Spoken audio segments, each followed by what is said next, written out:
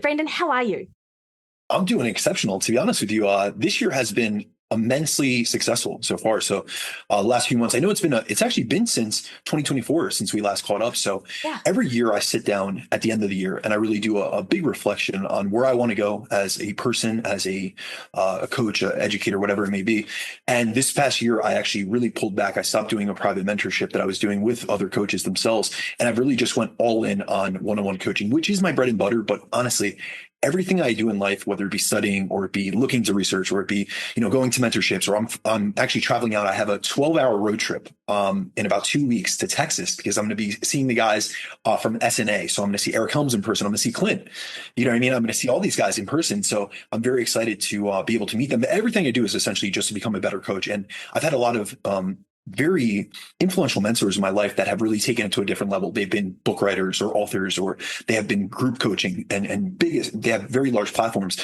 And at one point I thought that's just what I wanted, but honestly, I just really like being in the trenches. So it really, we have conversations obviously offline where, I'm able to interpret research quite well, but I only do that. And I only have this passion and I only have this memory for these things because I apply them in practice. And that's really a driving force. And I've really just stopped fighting that and just realized, dude, I'm just going to go all in, work with people one-on-one. I understand that it's not as scalable as group coaching or as writing something or as doing a mentorship where I can do it in a group scenario, but I have to be able to be truly fulfilled with what I'm doing. And I truly just like, being a problem solver and really working with people one-on-one and working with a wide demographic of individuals and solving problems and having them come to me after multiple coaches that have not been able to help them get to where they want to be. And it's immensely gratifying as well as fulfilling to be able to be that person that they go to, that they count on, that can really get them to that next level physically, mentally, spiritually, also from a health perspective, really be able to really do things in a multifaceted capacity where it's not just physique enhancement. Like, yes, I am a body composition coach. I am big into transformations, but I want you to up-level your metabolic health. I want you to increase your mental resilience. There are so many other aspects. I always have these conversations with clients and it's like, if the only thing you got out of this process of transforming yourself, or the only thing you ever get out of the gym is a physical transformation, you've done yourself a disservice because there's so much mental, spiritual growth that can come from this process. So last couple of months have been immensely, very successful, and I'm in a very good place. So I'm thankful to God for that. I'm so happy to hear that, Brandon. And it really is reflected in all of the content that you put out, and not just your podcast, Chasing Clarity, which is really, since you've sort of taken the sort of the reins of that, it's really been, you've had some excellent people on it, some real sort of thought leaders. But what I also love about it is that you don't necessarily just sit back and listen to what they're saying about you. I don't think challenge is the right word, but you question and you just want to know more and understand better. But you're also very good at very respectfully saying, this is not my experience, or this is what I see, which might differ from, your own experience as well. 100%. I have an immense amount of respect for researchers or for even like theorists. So for instance, I just had Lyle McDonald on, and yes, he's published a few times, but I don't think he would consider himself a researcher per se. I think he would say he's a training and nutrition theorist. Like when I've had conversations with him off air, that's what he said. And so he is someone that comprehensively looks at research and information and really disseminates it, but he's not trying to work with people one-on-one. So oftentimes I try to add or contribute to the conversation because I understand how tough it is to interpret research, especially from a lay person perspective. And so I'm the one I've worked with well over 1,000 people at this point. So I understand the issues that people have with interpreting research, and also really being able to decipher what is good information, what's bad information, what's misinformation, what's disinformation. So I try to, interject respectively when I have a researcher on, or I have someone that's very highly intellectual, and I just try to break it down a little bit in a simpler manner. I understand what they're going through in terms of the physiology. I can run with them in those type of capacities, but I always try to remind myself, like, where were you at 15 years ago when you were personal training? Like, I always remind myself, 15 years ago when you were in the gym, one-on-one on a gym floor, explaining these concepts to clients, what were their bottlenecks in terms of interpretation and understanding? And they might not know the Krebs cycle. They might not know, the steps of lipolysis. But if I could break this down and really maybe interject some things and say, all right, well, this is can I recap this? Or sometimes when I'm going through research, like I'm going on a podcast with a researcher, for instance, I just had a Martin Ruffalo on, which is actually from over near your area. And he had done a great systematic review and meta-analysis on sex differences in muscle hypertrophy. And so I kept recapping things because Martin's immensely intelligent. And so I didn't want anyone to lose what he was actually saying between absolute increases in muscle mass and relative increases and the differentiation between the two. So I would just interject more of a layperson's perspective on these things. So I find that to be really beneficial to my audience. And I really do. I always say this. I've said this since day one of I'm on episode 160 at this point, but since day one, I've said I've always wanted to bridge the gap between research and information and practical application, because I only dive into these studies. I only look into this research. Yes, I'm intellectually curious, but I really do this because I'm trying to solve problems. I'm trying to really be able to provide answers with a great degree of veracity behind my statements, but also with an evidence-based or evidence-informed perspective when a client has a question and they've been so confused by all the garbage they're seeing online. Yeah, no, and I love that. And what I really always appreciate of you, Brandon, is that yes, you try to break it down so the general audience can understand it, but you also are mindful that there are people out there who really do want to understand the science a little bit better. So you don't shy away from using those science terms or from trying to up-level the listener in being able to understand it more. Because I think too often people make blanket statements, almost not to dumb it down, but because they're too afraid of the nuance that sort of comes from really diving a little bit deeper, whereas you sort of take that challenge.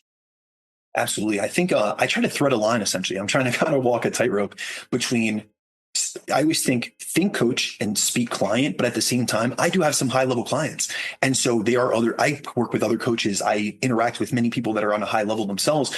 So I don't want to insult their intelligence by any means. So often I'm not going to baby feed them. You know what I mean? I'm not going to drip feed them this information. What I'm going to do is I'm going to explain it with the complexity and respect the topic and make it no simpler than it needs to be or than it should be, like the Einstein quote. However, I'm going to go back and kind of like clean up my edges and say, all right, this is what I meant by that. So it's kind of like delivering to both audience, say, listen, if you are 10 years into this and you're a coach yourself, you're a fitness professional, you have, a nutrition degree or whatever it may be, you've been through certifications. I'm going to speak at your level, and then I'm going to clean things up on the back end to make sure that everyone in my audience, including general population, lifestyle clients, people that don't have a background and they shouldn't need to have an education just to understand a podcast, So I really try to appeal to a large body of or a large and broad audience, because I've worked with people all the way up to the level of the Olympia in terms of men's physique pros. I worked with many IFBB professionals, both women and men.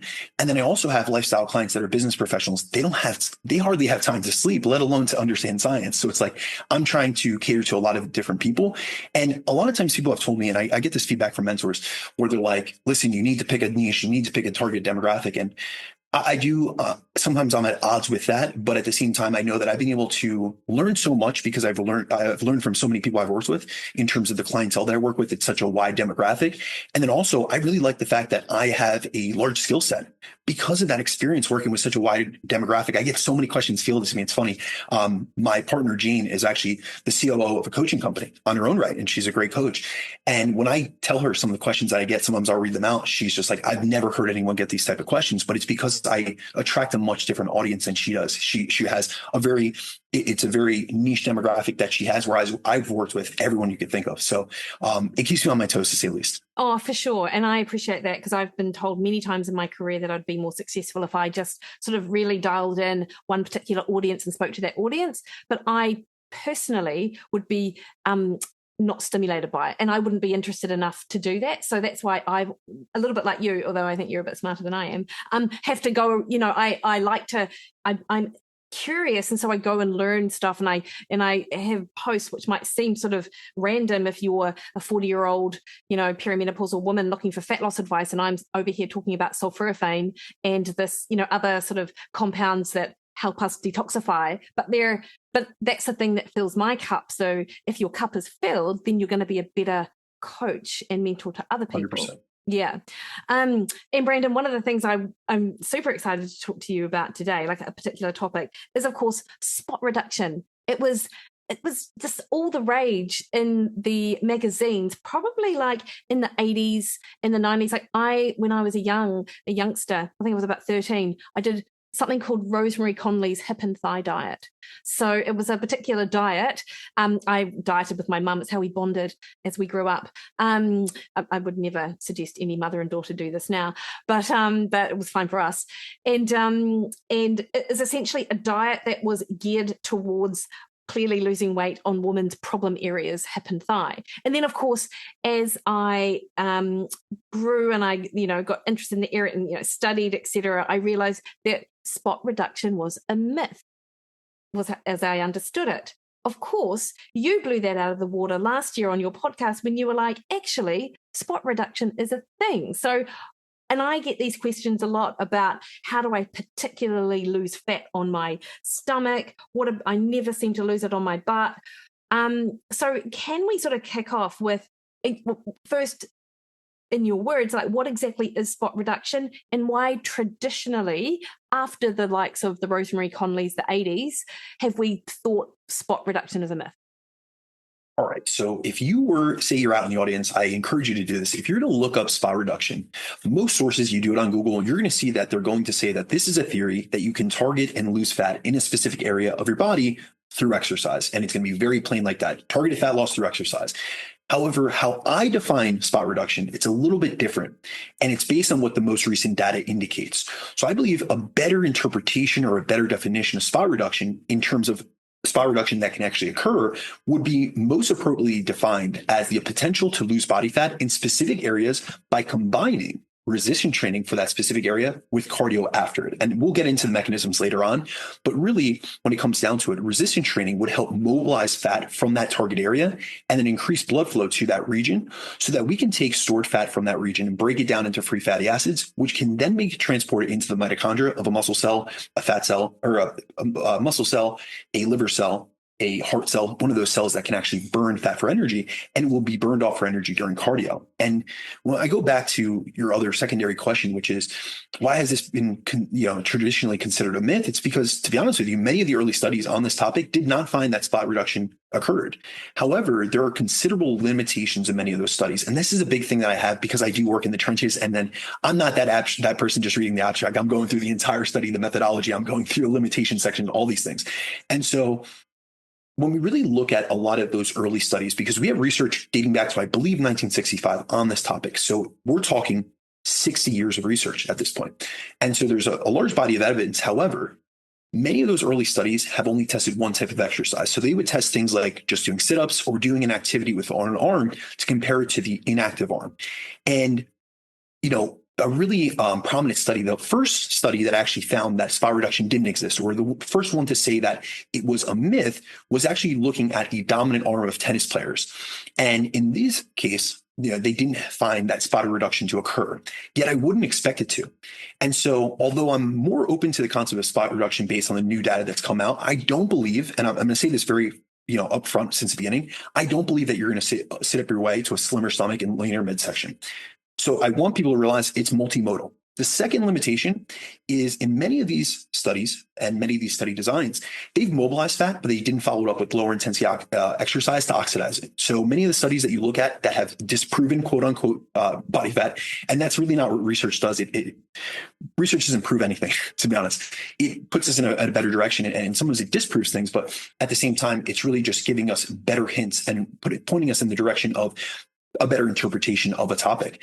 And so many of the early studies looked at certain protocols by themselves. So you can look at some of the earlier data, even from the early 2000s, and they would do things like high rep ab work or leg work. And it didn't lead to spot reduction. And that was due to the fact that, in my opinion, and based on some of the interpretation later on, is that they mobilized fat from that area, but they didn't do another activity to burn it off. The other thing, and Mikki, you and I really relate on this because we have a very, I don't want to say nutrition bias perspective, but we come from it. We're both nutritionists. I'm always going to look at nutrition first. And really, when it comes to fat loss, that is the biggest lever that we can pull.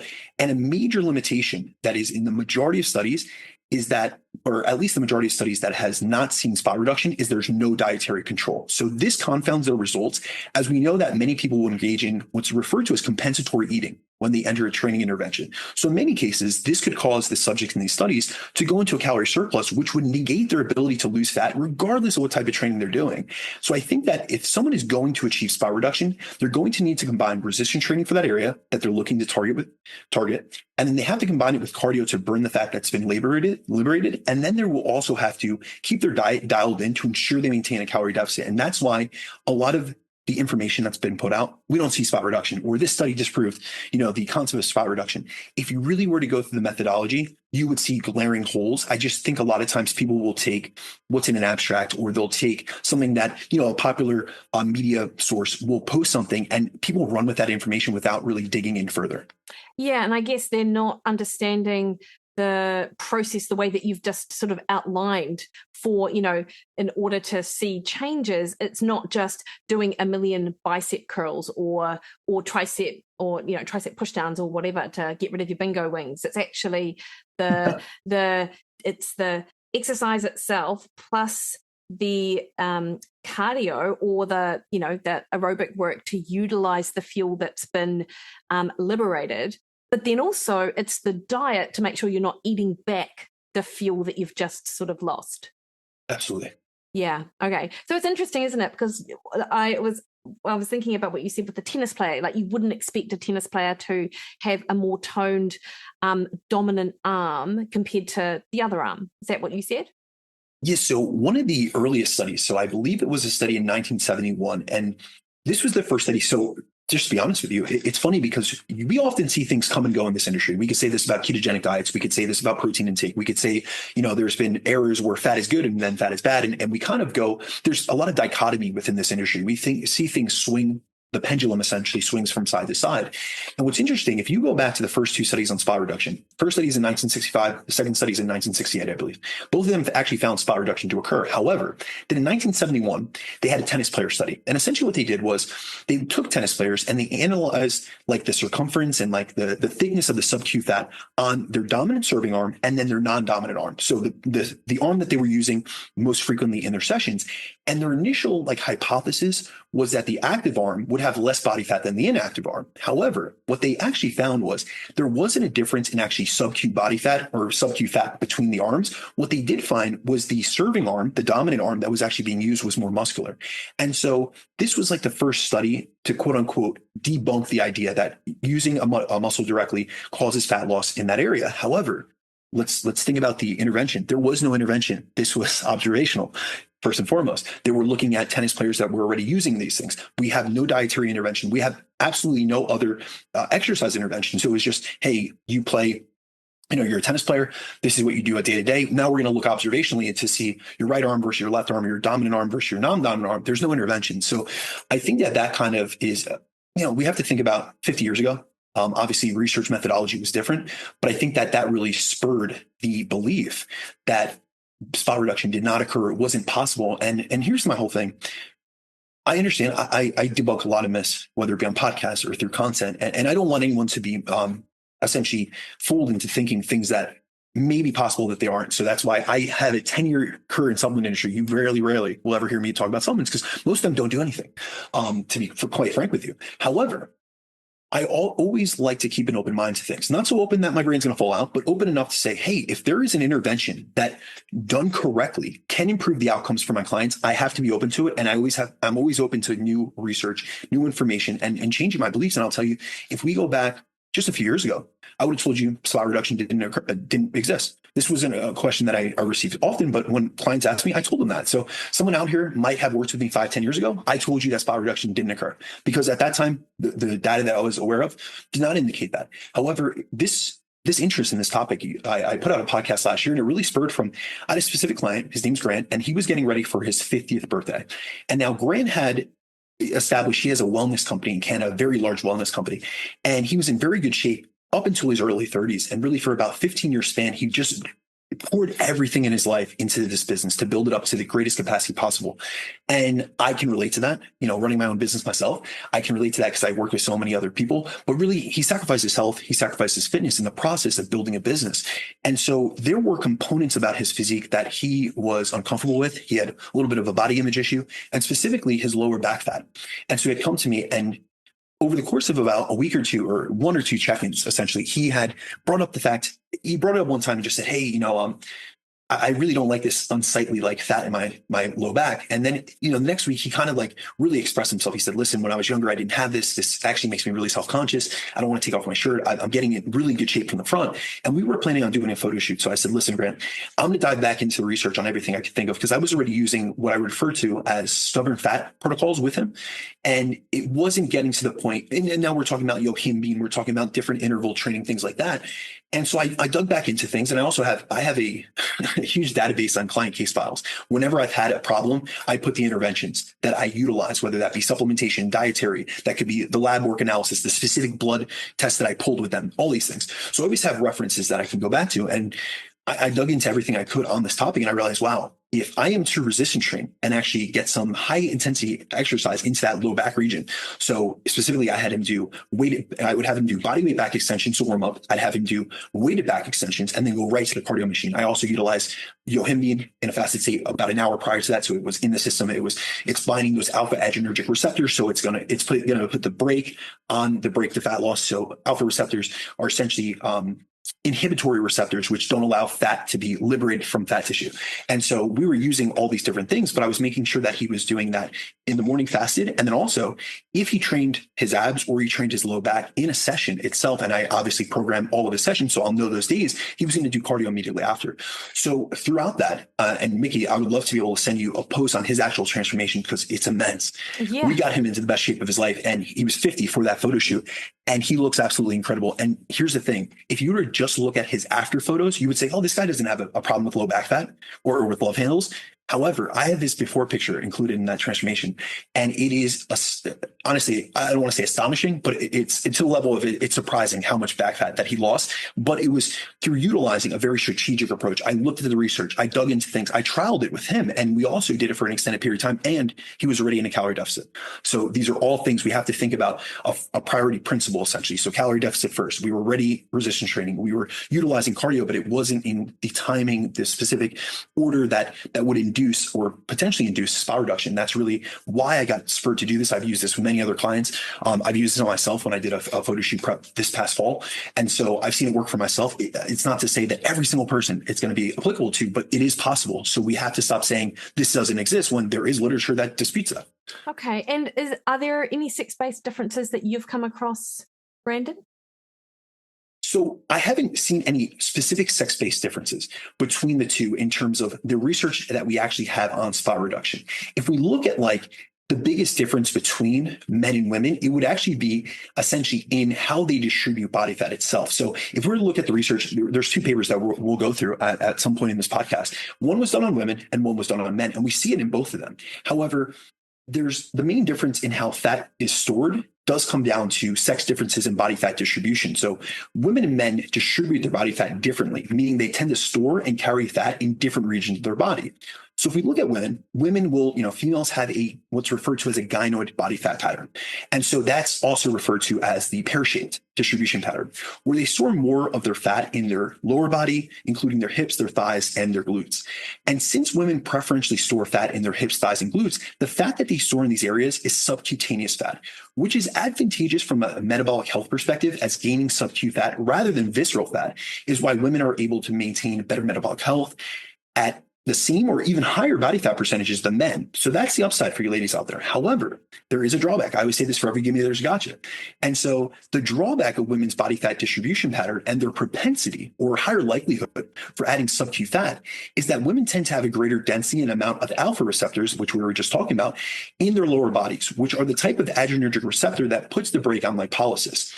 So these alpha receptors in the lower body make it harder to mobilize fat out of. And these areas also receive less blood flow. So this is why many women, I've worked with hundreds of women that have reported this back to me, but you can see this on the internet anywhere you go. You'll notice that women often struggle with stubborn fat in these areas, and they find it very difficult to lose fat from their hips, thighs, and glutes. If you actually look at how a woman loses fat, she'll often get ripped in the abs, she'll get ripped in the delts and the arms, but it's her lower body that's kind of, sluggish, or it's dragging behind in terms of the fat loss process. And so one of the primary reasons as to why women store more of their fat in these regions is due to estrogen. estrogen, as estrogen promotes fat deposition in subcutaneous regions rather than in visceral regions. So there's both protective mechanisms of estradiol's influence on fat deposition because it's keeping it out of the viscera. And so it's keeping it from, really accumulating and causing insulin resistance, metabolic health issues, metabolic syndrome. Now, we see this gynoid fat pattern, and I want to really touch on this specifically because I work with women of all different ages. We usually see this in women until they reach menopause, which is when their body fat distribution pattern changes. And we start seeing females store more fat centrally around the midsection like males do. And this is mostly due to the decline in estradiol that occurs during menopause, which is why when you actually look at premenopausal women versus or compared to postmenopausal women, they generally will have different trouble or stubborn fat areas that they're looking to lose. Now, if we look at men, on the other hand, men store fat in an android body fat pattern, which is also referred to as that apple shape, because we typically store fat centrally around the trunk region, which includes our stomach and our low back. And since men store fat centrally around the gut and the organs, we tend to gain more visceral fat when gaining an excessive amount of fat, which is associated with higher rates of insulin resistance, cardiovascular disease. And that's actually, if we look at it from a metabolic health perspective and an overview perspective, if you actually look at the indices of cardiovascular disease, metabolic syndrome, type 2 diabetes, insulin resistance, we see that men are far more predisposed to these issues for the majority of our lives because of this body fat pattern, except when women get to postmenopausal. That's when it kind of equals out essentially. And so the biggest difference between these two is women will have more of that sub-Q fat, which has more alpha receptors. It's harder to tap into. However, it's less metabolically deleterious. However, visceral fat has far better blood flow, so it's easier to lose fat from than subcutaneous fat. So that's the upside. So really, when it comes down to it, we have to realize that there are sex differences, and that this really is the influence of ovarian sex hormones versus, say, your androgens. But really, in totality, it's going to be women tend to store more subcutaneous fat than men, which is more metabolically healthy fat to gain, but it's also harder to lose, and it's really hard to liberate and tap into. Whereas men are going to gain more visceral fat, which is more deleterious to our health, but it's also easier fat to liberate and to lose if you do things right from a nutrition, training, cardio, and activity perspective. So those are the broad-based differences. When I actually looked at you, had sent me this question, I didn't see specific differences between both sexes in terms of their outcomes, but they were also testing different areas. So for instance, in the female study, we're looking at upper body and lower body fat, actual fat loss in terms of spot reduction. And so in the upper body group, they lost more in their upper body fat. The lower body group that trained their lower body and then did cardio lost more in their lower body. Men in the male study, it was only in their trunk region. It was only in their midsection.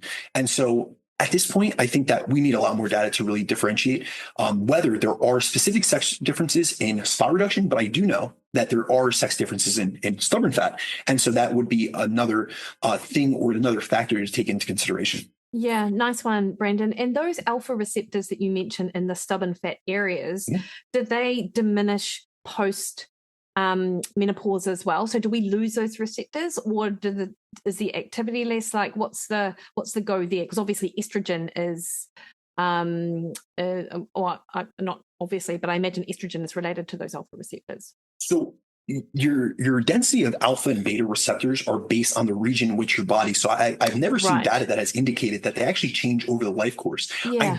I have seen some information where obesity, actually women that get into obese states, which actually, if you were to look at someone with morbid obesity, I know we don't use that term, but say class 3 obesity.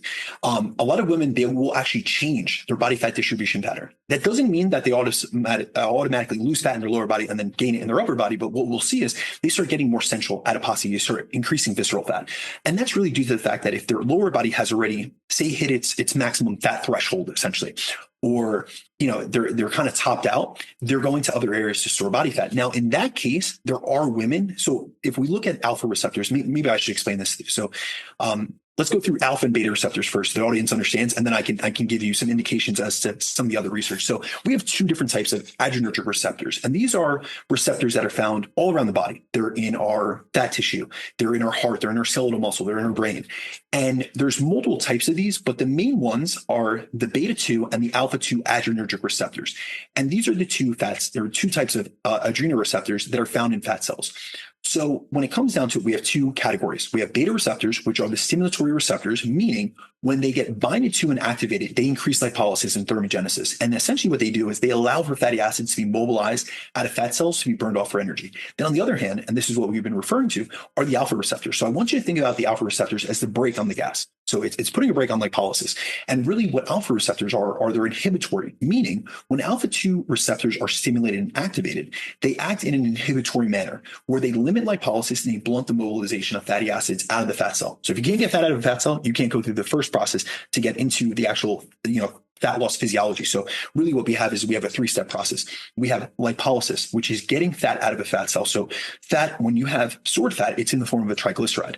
Well, the first step to actually burning fat for energy is that you need to go through lipolysis, which is essentially the process of mobilizing fatty acids out of a fat cell. But that fat is actually stored as a triglyceride. So we have to break that triglyceride down into free fatty acids and glycerol backbone. Once that's out of a fat cell, we need to go through transportation. And transportation is a process which necessitates blood flow to carry those free fatty acids into a cell where it could get burned. So that could be a muscle cell, a liver cell, heart cell. But in the case of exercise, we're going to the muscle cell. And then we got it transported in there, and then we go through oxidation. But oxidation only takes place if the blood flow is sufficient enough to actually bring those free fatty acids into the mitochondria, the middle of the cell, and to burn them off for energy.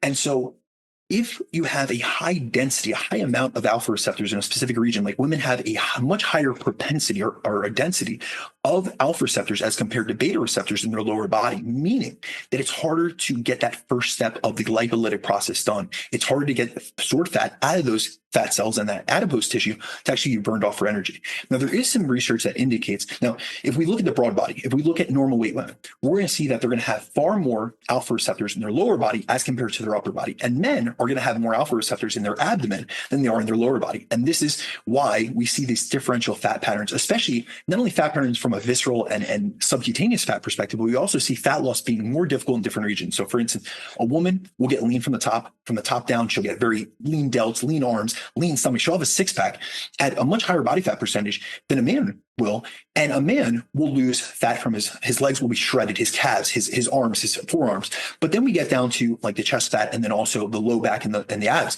And men will have to get very, very lean into a low body fat percentage to have a fully defined midsection, whereas a woman can have much higher body fat than them and have a full six pack. So in normal weight individuals, we're going to see men higher density of alpha receptors in the abdomen and women higher density of alpha receptors in the lower body.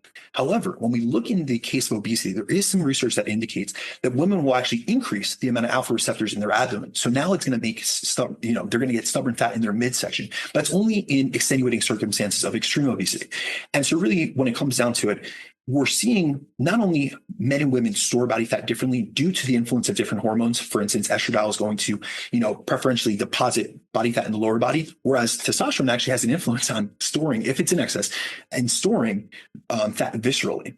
And so we see that differentiation in hormones, but also those alpha receptors and those beta receptors. So really what we want is to increase the amount of beta receptors, decrease the amount of alpha receptors, or inhibit the amount of alpha receptors, or to engage in modalities which are going to put us in a better position. So a consistent calorie deficit, maybe certain supplementation, certain exercise interventions to ensure that we're able to go through that full lipolytic process of lipolysis, aka mobilization, transport, and then oxidation, because you have to burn the fat and then also maintain that deficit so that it doesn't get restored, which is the process of reesterification, where you essentially take free fatty acids, you didn't burn them, they're floating in the bloodstream, they get put right back into a fat cell, turned back into a triglyceride, and they're right back into your fat deposits. Oh, interesting. So I have a question, and this is not on my piece of paper that I sent through to you. I don't need to lose weight. However, I have bingo wings. I've got my biceps are fine, my triceps. I'm like, I could really do with some extra definition, says me. I mean, who actually cares? But it is something I think about. Can someone who is otherwise lean, sort of across the board, target particular areas and make progress the way that you're describing? Because, of course, the last thing that I really need is a calorie deficit. But do all those other pieces of the puzzle, can I manipulate them to see results, Brandon? I think you manipulate it to a certain degree. Now, will I say that you will induce spot reduction in that area without a calorie deficit? I wouldn't say that. What I will say is that you could, quote unquote, tone that area. And I know that for us, we don't believe in that term, but I think it's important for the audience to just hear that and just realize toning is the process of increasing muscle. So what we can do, and if we just think about this logically, and I've seen this with so many women that they have trouble areas in their arms and they don't train them, or they don't train them sufficiently well. And so it would really be the process of stimulating that muscle growth or stimulating that area. And so utilizing different positions in terms of your actual anthromatic or in terms of your biomechanics. So I would do, push downs. I would do an overhead tricep extension. I would hit every single, tricep is 3 different muscles. So I would suggest doing that and then potentially doing cardio after. But keep in mind, if you're not in deficit, I'm not saying that you would have to go into a drastic deficit. This isn't talking about massive calorie restriction. But if you were to put yourself in a slight deficit, you would be in the position where you're a lean individual, but your primary form of training, and I just know this from having so many conversations with you, it wasn't resistance training. So you're probably still in the phase where you could get muscle growth while losing body fat. Now, it could be targeted to that area. So essentially what we could do is run a minor calorie surplus or calorie deficit rather, and put you in a position where you could still undergo what's called body recomposition. So the simultaneous increase in body or in lean mass with the decrease in body fat. And if we look, there's a meta-regression by Murphy and colleagues. It's actually out of Chris Kohler's lab. And I believe it's 2021 study. And they found that up to a 500 calorie deficit, you can increase gains in lean mass. Now, after that 500 calorie deficit, you will negate that. And so you will essentially just be able to eat. If everything's perfect, you will maintain lean mass. I don't want to say it's that hard of a cutoff, but that's essentially what the meta-regression showed. But say we put you in a 100 or 200 calorie deficit. So you're losing less than 0.5 pound or half a pound a week. And we were also to increase the stimulus on your triceps. Then we're also to include some post-workout cardio right after training those triceps. And we increase the frequency on that. So there's more stimulation. There's more sufficient stimulation through actually having better exercise selection. So now you're hitting every single portion of the triceps. And then we also include cardio after.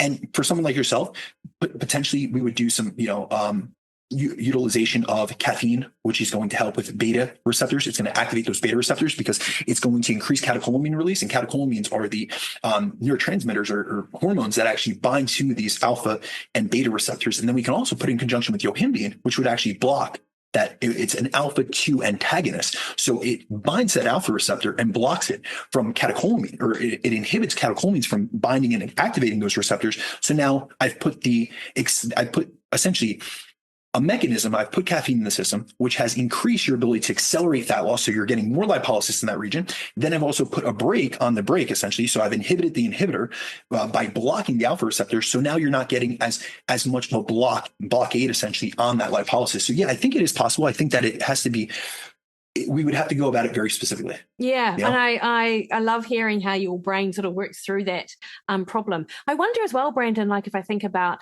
the calorie deficit side of things, or even like a macro distribution, like I'm not sure how much weight you put on these studies, but I quite like them, the protein overfeeding studies that showed that you could eat sufficient calories yet not gain body fat if those calories were coming from protein. So if you were working with someone who had, say, less body fat, but just problem areas, I'm interested to hear what you think about, like, maybe a very slight calorie deficit, but actually just really like dialing up that protein and changing that distribution of nutrients. Like, would that make a difference? So let's take it from this context. If I was to put someone in a very mild calorie deficit, and then I was trying to manipulate, this is what I would call macronutrient manipulation. And what I would do is I would increase the thermic effect of feeding to get another vector to increase calorie expenditure. So say, for instance, Mikki, you eat, I'm going to give you a hypothetical, but this is how my brain works. I'm constantly going over client case studies. So I'm going to do it with you right now. So Mikki, you're eating, you come to me, your maintenance calories are 2,000, which I know are probably quite under what you actually eat because you're a very active individual, but let's just say 2,000 for easy math. And then I decide, all right, Mikki, we're going to go into a 5% deficit on paper. So I'm going to put you down to 1,900 calories. We're going to dial this in. However, I'm going to increase your protein intake. So we're going to go back to a study in 2005 by Weigel. And so what Weigel did was it was calorie equated. It was isocaloric. They put them in different interventions, and they had them, I think, 8 weeks, and they were at 15% protein. And then they put them up to 30% protein. And within that, they had a spontaneous calorie deficit of 441 calories. People didn't even report hunger. So we're not going to do that, but I'm going to increase your protein quite substantially. So we're going to get more of a hunger blunting effect. You're going to have better appetite management. You're going to have better satiety. I'm also going to get an increase in thermic effect of feeding. And then from there, I'm also going to manipulate the rest of your food choices to ensure that you have more whole foods that have a higher thermic effect. So I'm going to look at all whole foods. And if we look at a study from 2010 by Barr, they found that when comparing, and this was in a sandwich, so it's a little bit different, but it was whole grain, and whole grain bread and whole cheese or cheddar cheese, when they compared that, which was a whole food meal, quote unquote, versus a processed food meal, which was white bread, and it looked like Velveeta cheese, to be honest with you. So I don't know what it was, but it was like sliced cheese, American cheese. There was about a 10% difference. So the whole food meal increased thermic effective heating by 50% over. So I believe that the whole food meal was like 19.4%, and the processed meal was like 10.4%, the thermic effective heating. Now, we always think about the thermic effective heating, and I say this as well, it's 10%. We just said the blanketed amount. But if you actually look at people with a high protein diet and a lot of whole foods, we can actually increase that to about 15 to 20%. Then I'm going to dial in other things. So I'm going to make sure that you have a very consistent meal pattern, because there's multiple studies that have looked at meal consistency in terms of timing. So the pattern, and you get on a good circadian rhythm where you're eating early and you're making sure that you stop before, light or before darkness and things of that sort. We actually see an increase in insulin sensitivity and also an increase in thermic effective heating when you have very consistent meal timings as compared to erratic meal timings. Then on top of that, I'm going to take your fat sources. Instead of having oils or instead of having saturated fat, which actually, coincidentally enough, saturated fat is easier to store in body fat, and it's also harder to liberate from body fat. But if you look at polyunsaturated fats and also monounsaturated fats, easier to get into a fat cell, or less easy, so more difficult to get into fat cell and easier to liberate from fat cell. So then I'm going to switch out your fat sources. I'm going to put you on whole nuts. And the reason for that is that actually, when you look at the dietary net, or the net metabolizable energy from whole nuts, especially almonds, we go from having like 100% of absorbability, because fats have about a thermic effective heating of 0 to 3%. If you look at research on the actual digestibility of almonds, raw almonds, you lose about 30 to 32% of the calories from that fibrous matrix in the actual outside of the almond. So I'm going to whole switch everything. Now I've probably taken you, and this is, I'm not going to be able to do the math right off here. Maybe I've taken you from 100 calorie deficit, but I've increased so many other energy expenditure aspects of your intake that now you're at a 250 or 300 calorie deficit. So now you haven't eaten less. You're actually eating the same amount. You're probably eating more food volume because I have a lot of low energy density foods. And then I've combined it with the training manipulations and things of that sort. I do think that the higher protein intake will put you in a more advantageous position. So for instance, there's just a meta-regression or a meta-analysis and systematic review on protein intake during fat loss, or essentially during dietary energy restriction. And it's by Martin Ruffalo, who I just had on, Dr. Eric Helms, which is a friend of both of ours, and Dr. Eric Trexler. And they found that after about 3.2 grams or 3.3 grams per kilogram of fat-free mass per day is where we see, even in the deficit, a higher likelihood, now this is not saying guaranteed, but a higher likelihood of gaining lean mass during an energy deficit. So we could put you in the best position to succeed possible. So that is something that I've utilized with many clients. I'm trying to pull every lever to get them in a deficit without them realizing they're in a deficit. So I always have this expression, and we've had a podcast on energy flux, and I say, I want you to eat more and move more. Eat more is generally calorically, but a lot of times I'm telling people, I'm going to make you eat more, but it's going to be more low energy density foods, more polyphenol rich, micronutrient rich whole food sources, more nutrient dense food sources, more protein. So I really try to use an additive model in many of my coaching scenarios, because I feel like, especially women, they're so used to this mindset of restriction and subtraction that they get caught in this vicious loop of it's chronic dieting. It's always has to be a large deficit. I have to lose all this weight. When I can switch them to a mindset of abundance and addition, we're focused on improving their training performance, getting their protein intake up, adding more plant sources. So that can be vegetables and fruits, and really nutrient dense food sources where we're filling in all their micronutrient deficiencies. There's actually a case study by Maxwell et al., and it's on 2 volleyball players, I believe, and they were zinc deficient from really chronically calorie restricting themselves. And it's something incredible. Like their BMR went up like 500 to 700 calories. Now, that's not something we're going to have with everyone, but they were so deficient. So if we look at filling in these micronutrient gaps and deficiencies, now we're getting thyroid back online. We're getting all your sex hormones back online. Zinc is really critical for testosterone synthesis and also for thyroid conversion, T4 to metabolically active T3. So there's so many things that we can utilize without just pulling calories. And that's why I don't subscribe just to the macros thing. Like I'm not a macro coach. I don't just tell you, hey, I'm going to take 500 calories off of your intake, and these are the macros, and here you go. Go out the window and macro Tetris your way. I'm very specific with food sources, with training modalities, with cardio recommendations, with the supplementation we're using. I really think that going above and beyond, I always say coaching goes beyond the X's and O's of just nutrition in terms of calories and macros, and training in terms of sets and reps. There's nuances that get into this. And that's where we can that's why I've seen people that have actually went through spot reduction, whereas, many people would not be able to report that, but that's because I'm dialing in every single, area that I can. Yeah, it's amazing, Brandon. And Cliff and I were chatting yesterday, actually, and you and he are very aligned in that sort of diet, the complete diet sort of model, and really looking at micros because it's so often overlooked. And maybe it's just because there are so many people who do a weekend course and call themselves a macro coach, or they do a couple of classes in their PT and suddenly they're a nutrition coach and a personal trainer, you know? So, and I think there's so much more to nutrition than just protein, carbs, and fat and calories, but are often overlooked. It's not helped by the fact that you get other people who, and this is the problem, we get a lot of our information from social media, and you get people with very big voices, and they're like, doesn't matter what you eat, and, you know, as long as you're hitting your protein, and I can eat these processed foods, and we don't have to think about these other things. And it's a land of confusion in the words of like Phil Collins and Genesis, I suppose. But I love that. That was like I'm going to listen back to that prescription for my bingo wings, because, and I'll report back in about 12 weeks to how long does it take. Let me know. You can check in weekly if you'd like, Mikki. I'd love to hear from you. Yeah, I love that. But I guess, you know, how long can we expect it to take, Brandon, if we really sort of dial in a lot of this stuff? I think you're really great at giving people broad guidelines, and I think a really good starting place, but clearly you go right into the weeds with all of these other things that you just mentioned. But even with the super basic, okay, I want to spot reduce like the fat around my stomach, for example. And it isn't sit-ups, but it's that combination of specific exercises plus cardio. So how long can you give us guidelines as to the types of exercises? And I think I know what you're going to say, but it would be quite good just to get that as an example. Plus also the length of cardio. And then how often would we do these kind of things in a week, if that was maybe not our primary focus, but, you know, something that we were really interested in changing?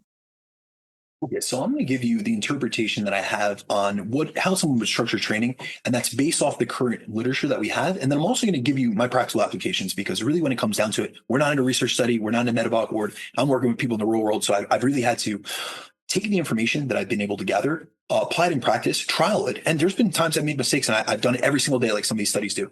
And that person, it doesn't fit their lifestyle, or it doesn't comport, or they don't recover well. And it's like, all right, well, they didn't report this in the study. Like, if I only went based off the study methodology, I wouldn't be the coach that I am today. So, you know, if we were to go based on the evidence we have, in order to induce fat reduction, we would need to combine resistance training with cardio so that we get a catecholamine release from the higher intensity exercise, and we liberate fatty acids from the fat source in the region that we're targeting. Then after that, we would use a lower intensity form of exercise like steady state cardio or zone 2 cardio that relies on fatty acid oxidation to burn those free fatty acids off for fuel. But practically speaking, I can tell you how I would program this for my own clients and how I do. Because, you know, although I love research, the only reason I spent so many years and thousands of hours learning how to read and interpret research is because I'm an outcome-oriented individual and I'm a results-driven coach. So I use my research interpretation skills to develop more effective approaches for myself and then my clients, so that we can follow these different interventions and we can get better results. So in order, you know, if someone was to ask me, like you very much did, how would we induce fat reduction? What's the best way to put us in the best position to succeed? In order to maximize the likelihood of losing body fat in a specific region, I make sure that most of my clients train the specific region they're looking to target. So if I have a client looking to lose fat from their abs, like you mentioned, I'll either have them do that in a fasted state, first thing. And I'm also, this is very specific, it's not just body weight. I have not seen body weight stuff do this. So we may warm up with body weight, but we're actually going to have to go to a higher intensity, which is where loading. So it would be weighted crunches. It could be weighted leg raises. It could be something, you know, using the ab machine, the crunch machine. So I'm going to have them train their abs in either a fasted state or at the end of their workouts. And then we're going to follow that core session up with a steady state cardio session. You want to make sure you're training muscle groups you wish to lose fat in, because by training that muscle, you're going to increase blood flow to that muscle and also increase lipolysis, which is fat breakdown in the subcutaneous fat next to that working muscle. After you mobilize fats from this fat tissue, it can either be burned for energy or restored in that fat tissue, which is why we want to follow this up directly, you know, by this training or direct by cardio. So there isn't, a lot of people will do these in like different bouts. So they say, oh, I've never seen fat reduction. I train my abs 2 or 3 times a week. Okay, well, what do you do after? You go have a post-workout shake or meal. you're restoring the fat that you just burned. So we need to make sure that we liberated fatty acids from the fat cell in the abdomen. And then we're also transporting them through the blood flow that's facilitated by the resistance training itself. And then we're burning them off for energy.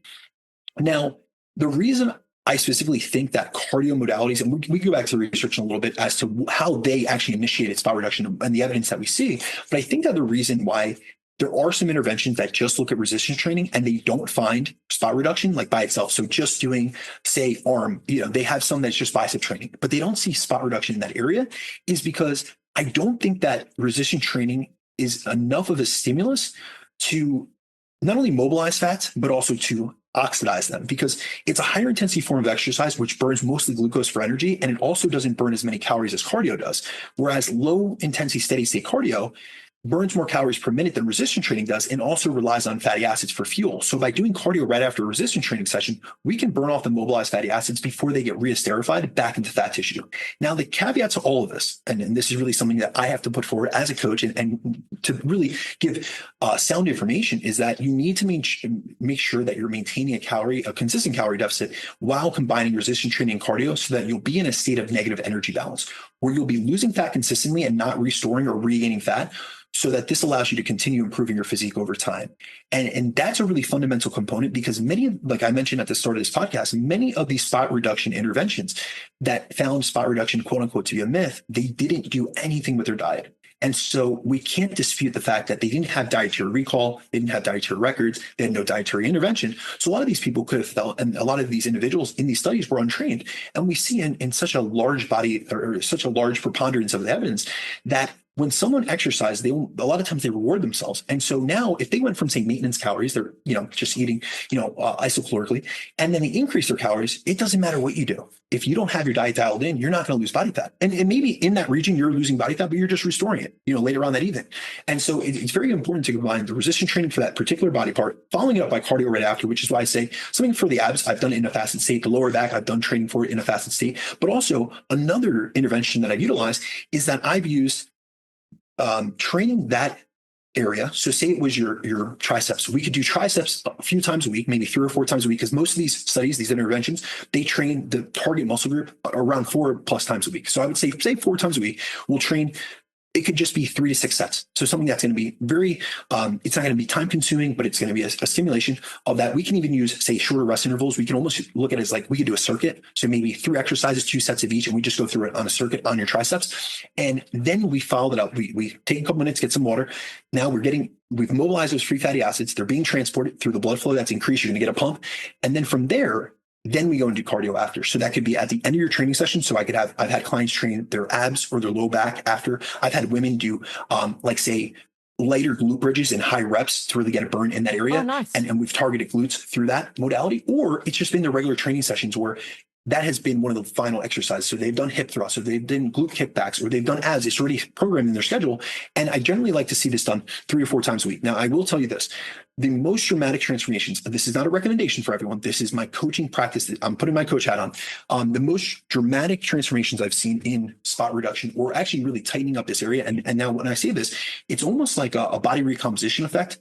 Where what I mean by that is we're increasing lean mass in an area and decreasing fat mass, which makes the appearance all the more incredible, essentially. So what I mean by that is that you're increasing, say you have an underdeveloped area, your triceps are underdeveloped, or your low back's underdeveloped, and it's a spot that also tends to store fat. Well, by increasing lean mass, even if you didn't lose body fat at all, it's going to look leaner because you're going to be tighter toned. You're going to have a better appearance. Now we lose fat mass on top of that. Now it's more pronounced. So now for me, I've been able to bring out my spinal erectors and really get like that Christmas tree look. I'm someone that struggles with low back fat. I've done these things many times. I've even used topical creams on top of this. It's not a recommendation, just saying like I've went all the way, but I've really seen some of the most advantageous effects going upwards of 6 to 7 days a week. Now, is that something everyone's going to do? No, but I've worked with very high level physique competitors. This is something where it was something like my client Grant, where it was his 50th birthday. He's only turned 51. So we had a photo shoot, we had a specific date, and we made it happen. But I've had other people, generally I've done it at least 4 days per week and seen some good results. But often if it's not a fatiguing type of exercise, so for instance, if you're training abs and we could really rotate different exercises, so it's a little bit of a different stimulus per day, or it isn't a muscle group that induces a lot of damage. So I would never suggest, if you wanted to lose fat fat in your hamstrings. That's a muscle group, which is more fast twitch dominant. It also induces a lot more soreness. I would never tell you, hey, let's do RDL 6 times a week. That's not going to happen. And most people aren't going to lose fat off their hamstrings in a spot reduction manner. If we're talking about abs, a smaller muscle group, maybe your triceps, something like your low back, I think you could train it 5 or 6 days a week and then do that post-workout cardio on top of that.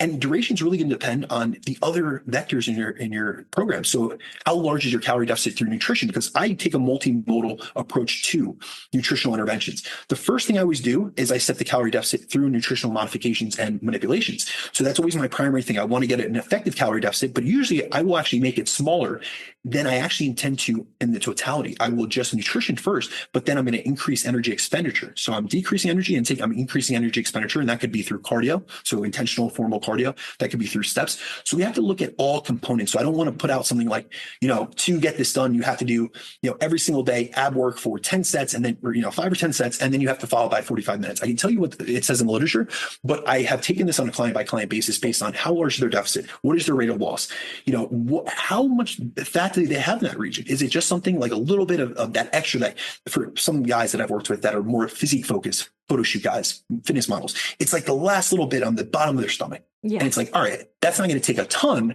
of extra work, but it is going to take a little bit more intentionality in terms of training, the strategy that we use for your actual stimulus of that area. And then also the cardio, the timing, these things are really what's going to dial in the details. So that's really what it comes down to. An expression I say to my clients is attention makes all the difference. Attention to detail makes all the difference. Yeah, 100%. And if someone's doing HIIT-based workout post training, because a lot of us are trying to get that either short intensity training, that sit training or that HIIT training, is that going against what you're describing in terms of the type of cardio, Brandon, because it's going to liberate more or utilize more glucose? Like, are we better off doing that lower intensity stuff? So I'm going to give you the physiological rationale behind why I wouldn't suggest it. And then I'm also going to go through, hey, I work with people in the real world that are time constrained, that may have different preferences. I'm working, say I'm working with you, Mikki, and you love cardio. So this is going to fit in where you're training. So yeah, theoretically, if we were to look at it, HIIT cardio after a resistance training session, you've already mobilized fatty acids from the fat cell. Now you're going back into a glycolytic activity. I often wouldn't suggest doing 2 higher intensity forms of exercise back to back. Resistance training relies off, it's a glycolytic metabolism. So it's relying off stored glycogen and glucose. Then HIIT is also in that higher intensity threshold. So we're going to burn more carbohydrates for energy. You're not going to get that same thing. You're going to get that mobilization. Now, here's the other thing that we could do, though. Say that you have the intention, you have the desire, and you have the preference of HIIT cardio. What we can do is a different thing.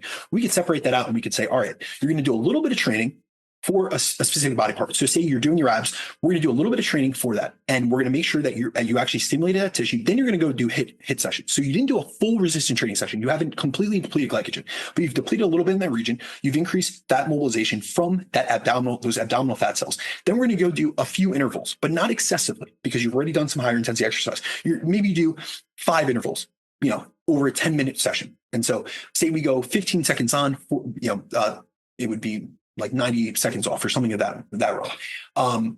Get 10 minutes, and then we go right into low intensity steady state.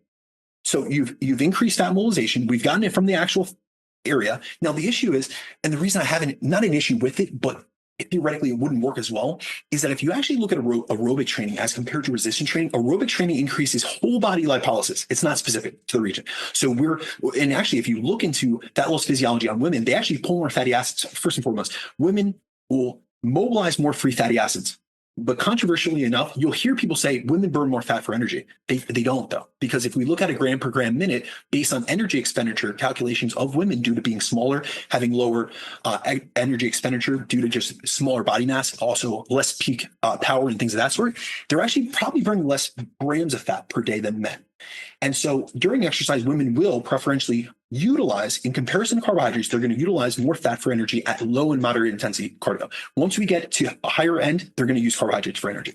But with that being said, we want to really specifically target adipose tissue lipolysis in the area that we're trying to burn. So if we were to increase whole body lipolysis through aerobic training, it's not going to be as specific. So you may pull it, it's going to depend on the person, but women often will mobilize more free fatty acids from their upper body. And if their lower body is where they want to target, we're going to have to do some direct training on that lower body to actually mobilize free fatty acids from that area. Yeah. Okay. And when you say, and so with respect to that, does it matter? So are you saying that matters what type of low intensity exercise it is, like swimming versus elliptical trainer versus treadmill, or just actually low intensity exercise doesn't matter? Yes. So I don't believe that the modality is going to be very influential, but I'm going to say this. The only types that I've used with clients are treadmill, are the elliptical and the cycle. And the reason for that is the two interventions that show the most significant amount of spot reduction are done with treadmill or cycling after. So that was just, swimming. I don't know if someone would be able to. I also don't know that many great swimmers, to be honest. I know that you have a triathlete background and stuff, but I don't know that many swimmers. I could tell my clients, hey, I want you to jump in the pool right after. Like, they would be struggling just to keep afloat, and so would I. So I don't know if it'd be the greatest low intensity. It would probably be an intermittent activity, and probably high intensity at that. Yeah, that's a really good call, actually. I'm a terrible swimmer. No, I swim okay, but I have never improved. And that's fine. Actually, I've come to that sort of acceptance of the fact that I will forever be a bit of a slow swimmer, but that's fine. Brandon, have we covered all of the important things that people need to know about spot reduction? We've covered a lot, but you know what? Do you want to cover the research that actually looks at spot reduction so people realize, all right, these guys have been talking theory out here. Is there any evidence that actually shows that there is spot reduction that occurs? Yeah, let's end on there, because I think you definitely have clearly drawn on a ton of studies throughout our conversation around different topics that I've asked you about, but that would be really good. Absolutely. All right. So what I'll do is I'll start with the most recent study, and then I'll go back to what I believe is the most compelling study. And they're both within a short time period. So we're talking about 2023 and 2017.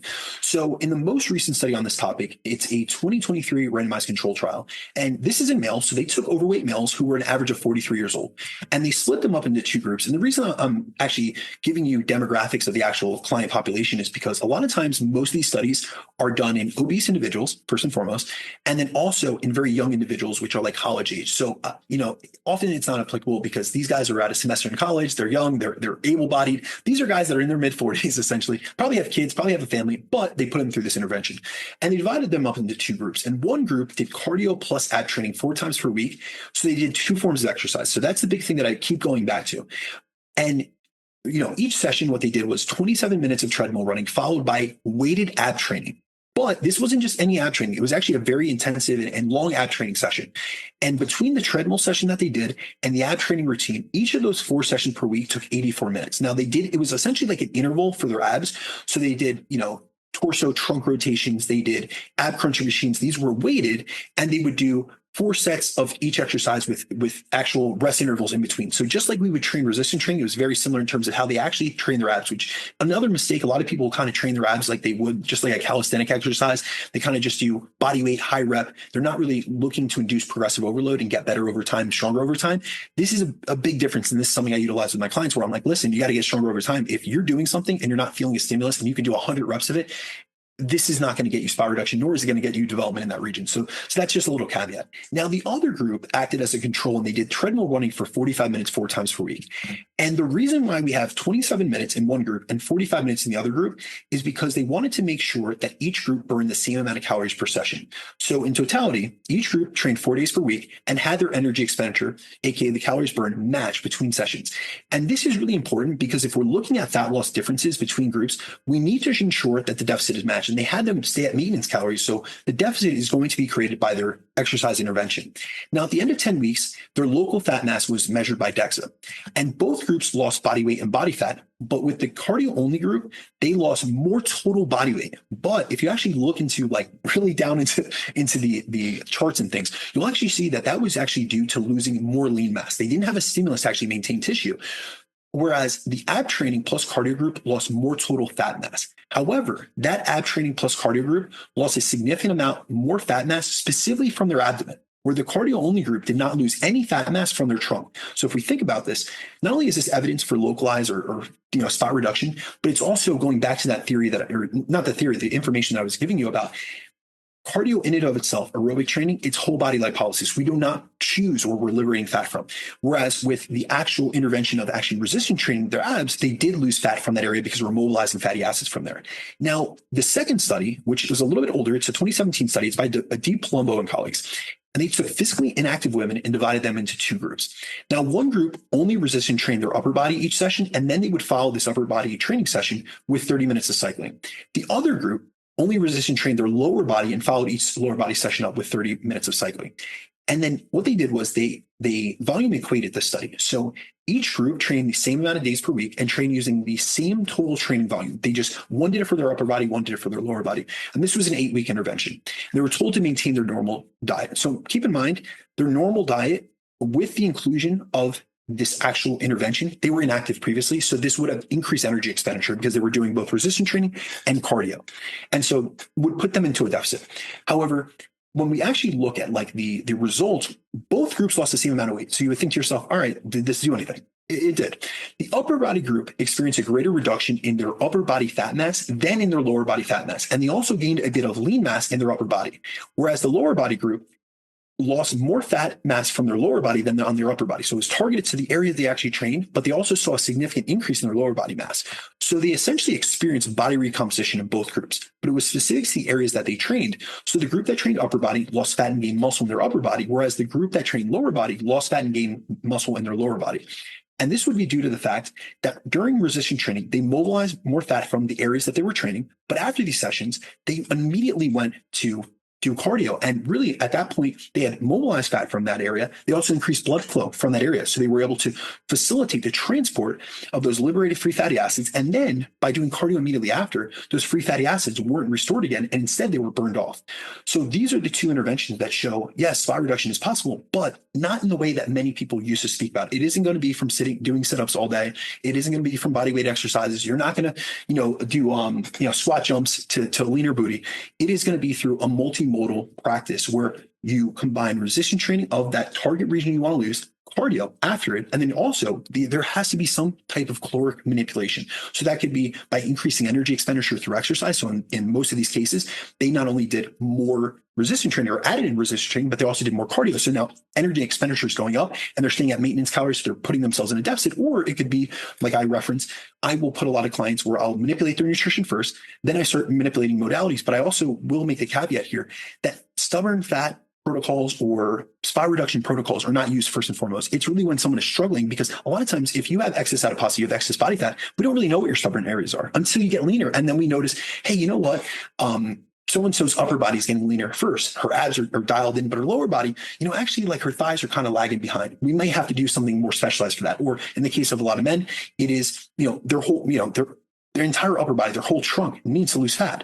But then you start noticing, hey, he's coming in really quick from the front, or in the opposite region. It could be he's coming in really quick. He's getting lean from the back, but his abs, he still has like a pot belly. And so then we really need to target these different interventions and start adding things in. But this is not something that I would suggest, hey, right out the gate, start doing this, because the other issue with that is that we are individuals that want gratification from results. And so if you're at a higher amount of body fat and you're not seeing substantial progress despite doing this stuff, you may think it doesn't work, but it really has not worked, or the results are not visible because you have not lost enough body fat yet. Yeah. Oh, that makes so much sense. And you know what? I'm not going to say it's simple, but what I'm hearing is like a lot of what you're saying we need to do is actually what people are doing anyway, but they may be doing it in a different order. They might not Absolutely. be like the way, it is hilarious because I'm like, oh my God, I I barely ever, I think about my triceps, but I might train them like once a week. And so which that's is a common mistake though. Mikki, I can't tell you how many women will tell me, hey, I don't like my arms. I don't like my triceps. I don't like my biceps. And then, I go through their entire program. Now, this is before I'm working with them. And then I tell them, listen, we're going to train this more often. I'm going to increase your frequency. And I try to speak client, believe me, I'm not saying, hey, I'm going to get you jacked arms, because I don't believe that that's going to be the case. What I'm saying is I'm going to get you more toned and tightened in that area. It's really going to improve the look of your physique. And they tell me, no, I don't want to get bulky. And I'm like, no, but you need to train that area, not only to increase fat loss in that area, but also to increase muscle mass so that you have more of a toned and tight look. You're not going to be able to lose fat from that area or even improve the look if you already have what you consider bigger arms. Some women, and that's a matter of perspective. And I'm not here to dispute that, but what I am here to dispute is I've been training for 20 plus years, and I do this as a profession. I've yet to get bulky. So bulkiness, and we need to dispute this, we need to dispel this. Bulkiness is influenced by your diet. So if you're overeating, that's how you get bulky. Now, if you're to combine resistance training with controlled caloric intake, plus different interventions like training these specific muscle groups, utilizing cardio, utilizing a multimodal approach to fat loss or body recomposition, you're going to get more toned, you're going to look better, and you're going to feel better about those areas. Yeah. But you have to give it a chance. Yeah. 100%. And, I always am like, yeah, but it's such a small muscle group. Like, I've only got 40 minutes. So you're already in like my head. I'm like, yeah, okay, I know where I need to improve. And this is what I love about chatting to you, Brandon. It's like, I actually know a lot, but there's no way that I have the insight or knowledge the way that you do around this. And it just really speaks to your, as you said, your intellectual curiosity in these things and working with like thousands of people. And so essentially your protocol isn't that different from what probably people are doing, but they just need to tweak it a bit. And in terms of timeline, Brandon, you think 8 to 12 weeks is a long enough time to see results? That is going to be person dependent. And the reason I say that is I've worked with so many people, and in science, we would refer to this as response heterogeneity. And all that means is that there are differential responses in diet, in training, in cardio, in exercise, or in energy expenditure. So I never like giving timelines. What I will say is that for women, I'm going to give this a little bit sex-based differences. With women, I like to take less of a, let me say it like this. I like to take more of a moderate calorie deficit. And so what I mean by that is it's a moderate rate of loss. So I'm really trying to target with women between 0.25 to 1% of body weight loss per week. On the higher end of that spectrum, that 1% would be at the beginning of the fat loss phase if they have higher amounts of body fat. So if a woman has excess adiposity or they're just getting out of building phase, I just built up their calories so high. So for instance, I coach my partner. She's currently eating more food than she's ever eaten. She came to me literally eating 825 calories. She was in a contest prep. And believe me, when I say I'm not exaggerating 825 calories, I was with her. She was working with a different coach. I actually calculated her intake because I was quite concerned, but nor here nor there. She's up to about 3,000 calories per day. She eats about 420 grams of carbs per day. So in her situation, I have more room to play with. I can pull a little bit more and accelerate that fat loss to say 1% per week for the first few weeks. Then I take what's called the descending rate of loss approach. This is what I refer to it as, which means throughout the course of the diet, I'm actually decreasing the calorie deficit that they're actually in to preserve lean mass, preserve training performance, make sure their biofeedback stays on point, and also I'm trying to preserve their menstrual cycle. So these are all things that are very specific to women, because women out there have much higher of a critical energy availability threshold than men do. We can get away as men, just evolutionarily, how we're designed, sex dimorphism essentially, is we can get away with more aggressive deficits. So with a woman, I'm going to take more of a moderate and conservative approach. And it's going to be based on the rate of loss is also going to backtrack essentially how much weight does she have to lose? How much body fat is she looking to lose? How lean is she trying to get? So many times I'm actually going to extend the diet a little bit longer with women than I am men. But that's different than what most would think. They're thinking, well, a longer diet's going to be a harder diet. No, with women, I'm going to utilize a much more moderate deficit, total deficit. Because if we think about the implications of women dieting versus men, first of all, you guys have lower total daily energy expenditure.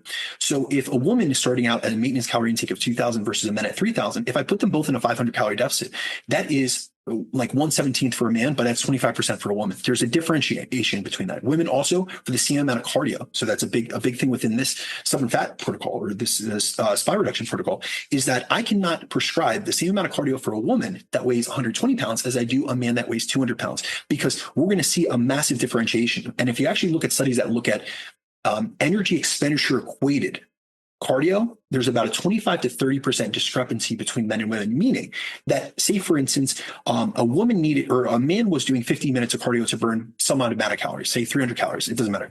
A woman would need to go, say, 65 minutes to burn that same amount. So when we look at, and this is something for you guys out there that maybe aren't as familiar with research or don't look into it as much, if you look at cardio studies and you find that women, they say in the study, hey, cardio is not as effective for women for weight loss or for fat loss, and you look at the duration and they're equalized, realize that women burn less calories in that instance. So yes, they would have to lose less body weight.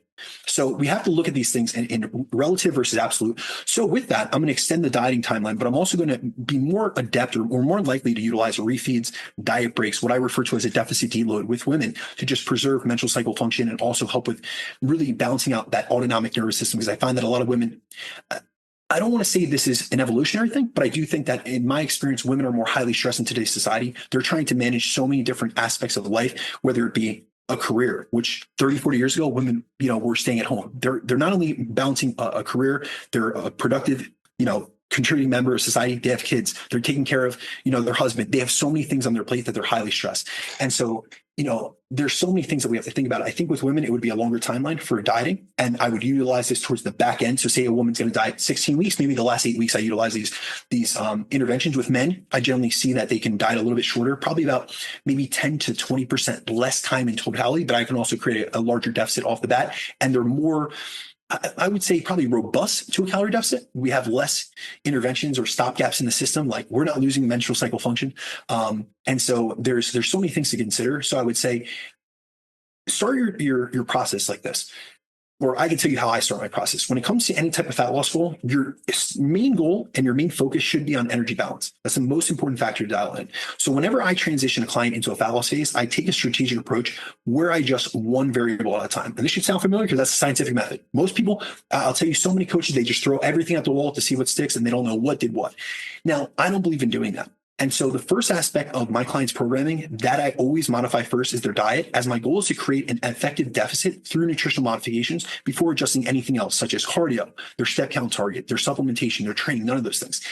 If you're not consistently in a calorie deficit, none of this other stuff matters. It doesn't matter how many sit-ups you do. It doesn't matter the taking this information that I provided you with, the resistance training plus the cardio. If you don't have a deficit first, focus on that first. Get yourself in deficit. See that you're losing week to week. And for women specifically, cycle to cycle. So look at week 1 of your menstrual cycle versus 1 month versus next month's week 1 of your menstrual cycle. If you see that you're consistent losing weight, cycle to cycle in terms of those phases. So if it's week 4, realize your weight's going to go up because, we're seeing an increase in progesterone. We're seeing an increase in water weight fluctuations. Realize if you're going down over time, you're in a deficit, you're staying consistent. Now we can utilize some different modalities. You could take from just doing fasted cardio for 30 minutes, say, for instance, and decide, hey, I'm going to put that post-workout after I train X body part that I want to target. Amazing. Brandon, you were just like, as always, a complete wealth of information. Like, I feel so grateful that I get this opportunity to pick your brain, both personally. I sort of got my little own consult there, but also like you just add so much value for everyone out there listening, because this is the world we live. People are always interested to know what they can do to help optimize their fat loss approach. And you literally lay it out there. Now, first, for the listeners, just finally, I guess, can you just remind people where they can find you? I, of course, will link our previous episodes to the show notes. And also, are you taking clients for those people who, you work with? So can you just let us know? Absolutely. So first and foremost, I am taking clients. So I am open. If you guys need any help, whether it be with fat loss, with body recomposition, with gaining muscle, I'm your guy. I would love to be able to help you. And like I had mentioned to you, I don't know if this will actually make the recording, but I've went all in just on coaching. I'm not mentoring any other coaches or anything of that sort. And so really my primary purpose in everything I do, why I put out this information, why I get on podcasts, why I engage in these conversations, I really do try to put out evidence-informed information. I just want to be the best coach possible. And I want to help people to the best of my ability. So if you guys are intrigued in this information, feel free to reach out to me. My email is the best place to reach out to me, which is bdacruzfitness@gmail.com. You guys can also find me for daily content at Brandon DaCruz_, which is on Instagram. And then another thing that I would love you guys to check out, if you love podcasts, obviously listening to Wikipedia, please come check me out. It's the Chasing Clarity podcast. I've had immense guests. I've been very fortunate. I've had people like Mikki herself, and then other people within the space. And really, one thing about myself is I don't do a lot of guest interviews. That's not my forte, to say the least. But when I do, I bring on experts in their field. And it's something that I'm very fortunate to be able to interact with someone like Mikki or someone like an Alan Aragon or, Eric Helms or people that I have immense amount of respect for. And together we're able to bridge the gap between research and practice. And I think that's something that is dearly missing in our industry. So I'm just trying to put out great information, really push that forward, just like Mikki is. Yeah, it is amazing, Brandon. Final question. What time do you go to bed? So I lay in bed at least by 7 p.m. because I'm up at 3 a.m. So, I'm an early riser because I catch you sometimes in the morning. So I'm an early, but that was actually an adaptation or a change I made to my schedule because as you very well know, when we first spoke, I was just getting out of my corporate position. So for 10 plus years, I had an executive position. I did research and development behind supplements. And that may be our next podcast actually.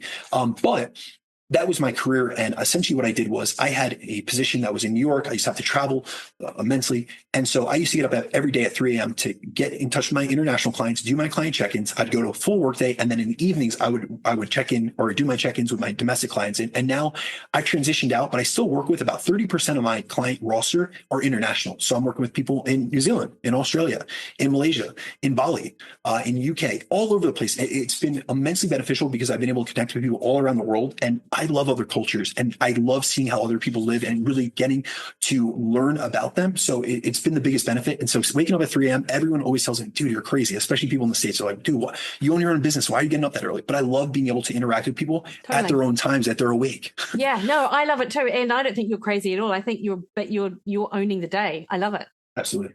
Nice one, Brandon. Well, take care. Thank you so much. And absolutely, I would love to get you back on because you mentioned a couple of things. You mentioned caffeine, you mentioned your Himby. I think that's how I say it. But equally, fat burners was sort of on the list and you sort of teased a little bit there. And I think people are going to really interested to know, what's actually worth their time and money. So absolutely. Let's schedule it. Amazing. Thanks, Brandon.